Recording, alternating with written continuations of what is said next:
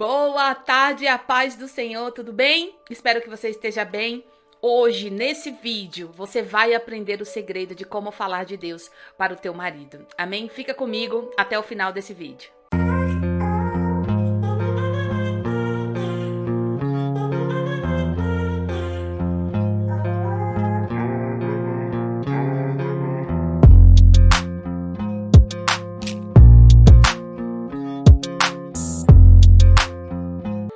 Boa tarde, a paz do Senhor, tudo bem com você?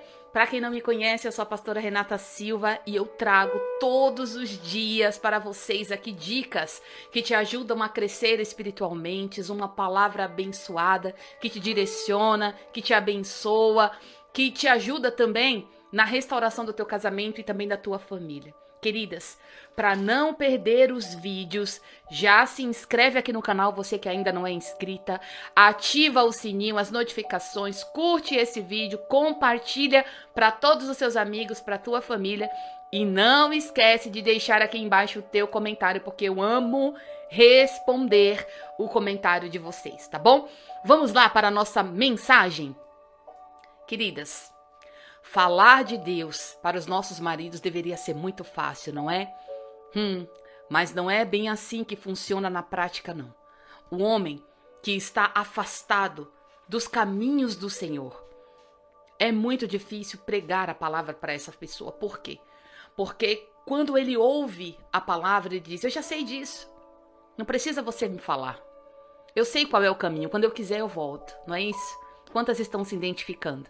O outro tipo de homem, quando não conhece a Jesus, quando não conhece a palavra de Deus, para ele tudo é fanatismo, para ele tudo é doutrina desnecessária, não é verdade? Para ele, você é a louca que vai à igreja para dar dinheiro ao pastor. Quem já ouviu isso? Quantas de vocês aí estão se identificando? Já vai falando nos comentários. Outro tipo de caso é quando o marido ele tem algum tipo de vício que dificulta a aproximação da luz. Por quê? Porque ele está em trevas e nesse caso, tanto funciona para quem já conhece a Jesus como para quem também não conhecem a Jesus. Minhas amadas, presta muita atenção. Não é fácil falar de Deus para alguém assim, não é? A impressão que nós temos é que quanto mais a gente fala, mais ele se afasta, mais eles se afundam na pornografia, na droga, na bebida, no álcool, no cigarro, não é? Presta bem atenção. Dentro desse contexto geral, eu quero revelar para você algo surpreendente. Grave isso. Não é como falar de Deus para o meu marido, e sim quanto eu estou preparada para isso. O quanto você está preparada para falar de Deus para o seu marido. Sabe por quê? Porque a vontade de desistir virá. O desânimo vai bater na tua porta. Você precisa estar fortalecida. Por quê? A batalha não será fácil, mas a vitória em nome de Jesus, ela será garantida, assim como também foi comigo. Vamos ver o que está escrito no livro de João 3:19-21, que fala assim: e a condenação é esta, que a luz veio ao mundo, e os homens amaram mais as trevas do que a própria luz, porque as suas obras eram más. Meu Deus, eu vou repetir. Que veio a luz ao mundo, e os homens amaram mais as trevas do que a luz. Por quê? As suas obras eram más. Porque todo aquele que faz o mal odeia a luz e não vem para a luz, para que as suas obras não sejam reprovadas.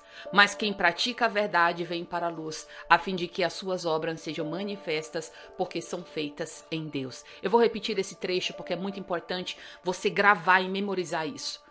Porque todo aquele que faz o mal odeia a luz e não vem para a luz, para que as suas obras não sejam reprovadas. Não venham para a luz para que a sua obra ela seja exposta. Olha, que situação, não é? Como assim, pastora? Exposta? A obra ruim da escuridão que está nele. para que ela não seja exposta, ele não vai de forma nenhuma até a luz. Ele odeia a luz por isso, porque aquilo que está nele, que habita nele, faz com que ele se separe da luz, porque ele tem vergonha do quê? Do vício, da pornografia, da mentira, da traição. Ele tem medo da luz, por quê? Porque sabe que vai revelar tudo aquilo que está oculto dentro dele. Então, eu conheço, queridas, muitas pessoas que têm até medo de ir até a igreja, porque pensa, imagina que o pastor ele vai pôr a mão na cabeça. E tem muita gente que tem medo de ir à igreja por causa disso.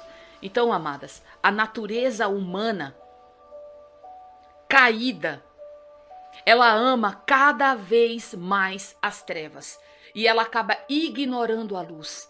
Por isso, ela não gosta da ideia de ter as próprias ações expostas, né? Por esse motivo, elas se escondem da luz para que não sejam reveladas, para que não sejam descobertas. Mas aí, pastora, de quem é que nós estamos falando? Do seu marido? Do meu marido? Não, é claro que não. Mas da natureza espiritual, da natureza pecaminosa, da qual nós estamos lutando, da qual o teu marido está lutando, para mantê-lo o quê? Aprisionado, para mantê-lo escravizado ao pecado. Agora você precisa ter, querida, a plena certeza de que não é com ele que você está lutando. Você está lutando contra o inimigo. Você está lutando contra principados e potestades. Não é contra a carne que você está lutando. Vamos ver o que está escrito no livro de Efésios 6:12, que fala assim: pois a nossa luta não é contra seres humanos, não é contra a carne, mas contra os poderes e autoridades, contra dominadores deste mundo de trevas, contra as forças espirituais do mal nas regiões celestiais. Meu Deus, você entendeu até aqui? Você entendeu essa palavra? Agora ouça, querida, com muita atenção o que eu quero trazer para você neste dia. Ouça com muita atenção e não perca nada. Todos nós somos provados através das lutas. Elas podem ser carnais, elas podem ser espirituais. Para nós, servo de Deus, todas as lutas elas são espirituais, como está escrito no livro de Efésios 6:12. E você deve entender que a luta não é contra o seu marido, não é contra a sua esposa. A luta ela não é contra o seu filho, contra o seu chefe, contra o seu pastor ou contra a sua liderança. A luta ela é contra o diabo. Mas o diabo ele sabe nos confundir. E é por isso que nós temos que lhes resistir. Como fala lá em Tiago 4:7, resista ao diabo porque ele vai fugir de você. É isso que nós temos que fazer, resistir a esses poderes malignos. Quero contar para você um pouco sobre a história de Saul. Saul, ele saiu com um povo para o meio do deserto para guerrear. Ele queria ser espiritual. Ele queria usar armas espirituais, mas ele era um homem carnal. E ele acabou que naquele dia era preciso colocar todo o seu exército para jejuar. Naquele dia, ele colocou todo o exército dele para jejuar. No entanto, no meio da batalha, no dia da guerra, isso era uma atitude insana. Ele não poderia ter feito isso no dia da guerra. Muitas vezes, queridas, nós tomamos atitudes que não agradam a Deus. Por quê? Nós desviamos pelo caminho da religiosidade. Nós nos desviamos pelo caminho da religiosidade. Este caminho, ele potencializa as malignidades. E Saul, ele estava seguindo exatamente esta opção. Mas no meio do campo de batalha, veio aquele que tinha uma aliança com Davi, o seu amigo Jonatas. Olha que coisa. Ele era um ungido do Senhor. Ele andava no Espírito. Jonatas, então, ele saiu para batalhar, não com o desejo de apresentar desculpas religiosas, mas com a certeza de que ele ia ter vitórias dentro daquele deserto, daquele lugar. Quando ele encontrou um exército acabado, destruído, debaixo daquele jejum que não era a vontade de Deus, ele, ao contrário, havia experimentado um suprimento do Senhor. E por isso ele estava de pé, pronto para batalhar. Olha, o grande segredo aqui, querida, não é como você vai falar de Deus para o seu marido, mas até que ponto você está preparada, até que ponto você está pronta espiritualmente para isso. Até que ponto você está pronta para pregar o evangelho, para falar do seu marido, para o seu marido de Deus. Nesse vídeo, eu quero entregar a você 4 chaves. 4 não, desculpa, vou entregar para você. Nesse livro, eu quero entregar a você 3 chaves que vai virar de uma vez por todas a tua mente, o teu coração, e vai te voltar verdadeiramente para o evangelho. E você vai conseguir, inevitavelmente, por estar cheia do Espírito Santo, pregar a verdade da palavra para o teu amado. E eu quero entregar para você a primeira chave. Querida, esteja pronta espiritualmente para a batalha. Amadas, quem é que vai para a guerra sem estar pronta? Quem é que sai para batalhar sem conhecer as estratégias do inimigo? Quem é que sai para a batalha com as mãos vazias, sem estar preparado para a luta? Outra coisa, você tem que fechar os olhos e os ouvidos para a religiosidade. Sabe por quê? Não ouça a opinião de um religioso. Porque aquele que vem sempre recheado de acusação, recheado de peso, recheado de destruição. Você não pode deixar que as palavras das pessoas religiosas ou as atitudes delas, que só representam dogmas e malignidades, elas invadam a sua vida. O que importa, querida, nesse momento é que a bênção do Senhor, ela virá. Por quê? Ele te ama. Jonatas, ele não ouviu a voz da religiosidade, por isso ele estava ouvindo a voz do Senhor que dizia que ele iria ter vitória dentro daquele lugar, dentro daquela guerra.